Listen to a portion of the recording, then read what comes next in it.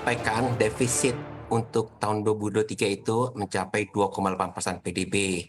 Dan itu nanti bagaimana pemenuhannya, kami akan ada dua sumber utama.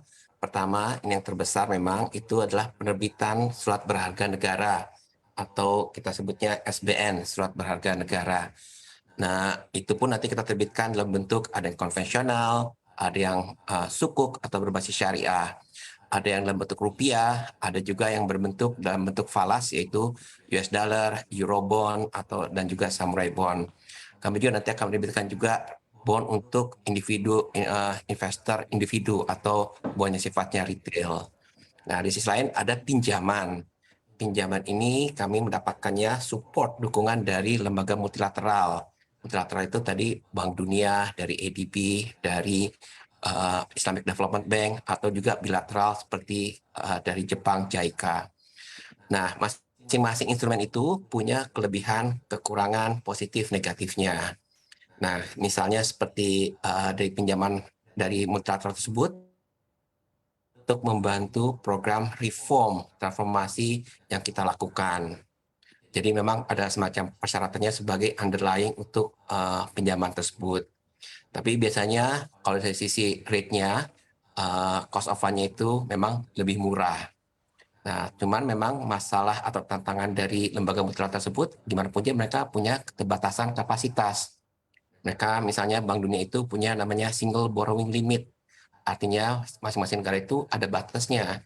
Nggak bisa meminjam melewati jumlah tertentu. Nah, itu yang di pinjaman. Kalau pinjaman juga biasanya nanti tergantung dari masa pinjamannya, ada skema seperti apa, ada grace period-nya.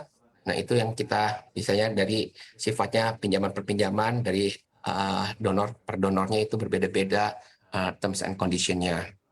Tapi overall, kami ini bagaimana mencari pembiayaan, kemudian juga kita inginnya mendapatkan cost of fund rate yang sebaik mungkin, tapi dengan tetap menjaga risiko atau risiko tetap terjaga.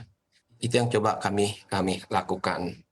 Baik, Pak Luki tadi yang pertama Anda sebutkan pembiayaan dari SBN. Ini artinya pemerintah akan menerbitkan SBN lagi begitu. Tapi kalau kita berkaca ke beberapa kali penerbitan SUN dan juga SBN kemarin itu sempat sepi peminat begitu Pak. Terutama terkait lagi dengan The Fed yang terus menaikkan suku bunga acuannya semakin hawkish begitu. Artinya ini investor global mungkin lebih memilih untuk mengarahkan uangnya ke Amerika Serikat begitu. Anda lihat apakah ini juga akan merupakan menjadi strategi yang baik untuk menarik investor untuk membeli SUN kita?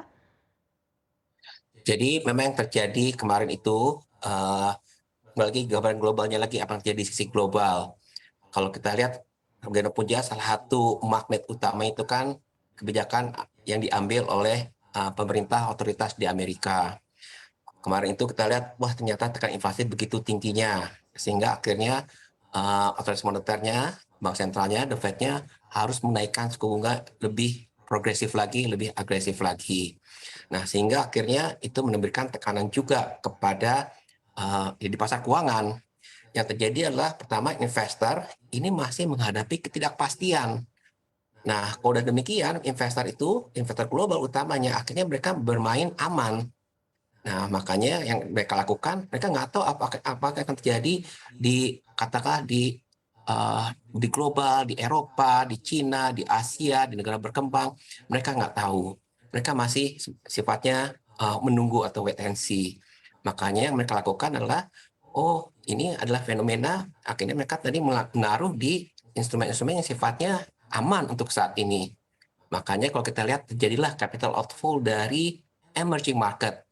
Dan itu semua, bukan hanya Indonesia, tapi the emerging market secara keseluruhan, dan Indonesia tidak terkecuali di situ.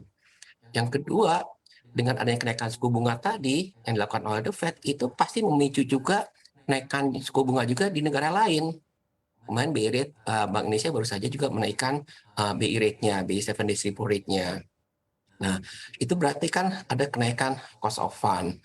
Jadi kondisi itu yang dihadapi semua pemerintah, semua bisnis, kalangan usaha, kita harus menghadapi dua hal nih. Pertama, memang ada kenaikan cost of fund. Kalau dalam bentuk SBN itu yield-nya itu ada kenaikan. Kedua, ya tadi ada fenomena uh, outflow. Nah, bagaimana dengan Indonesia?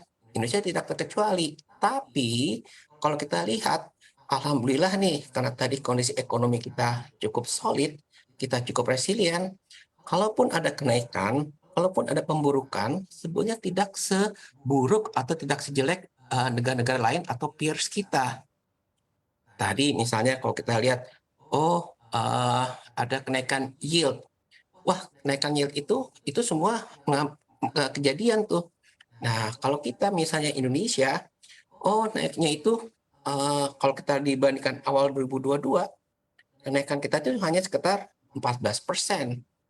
Malaysia itu naiknya sampai 20%. Thailand itu naiknya sampai 61%. Filipina itu naiknya 15%. Tadi Amerika naikkan itu 126%. Jadi kalau kita lihat awal tahun 2022 itu misalnya yield-nya Amerika 1,63, di saat ini prognose terakhir itu sudah mencapai 3,68, hampir 200 basis poin kenaikannya. Nah, fenomena itu yang harus kita hadapi. Dan alhamdulillah tadi saya sampaikan, Indonesia, kalaupun ada terjadi kenaikan, tidak sebesar dibandingkan negara-negara lain.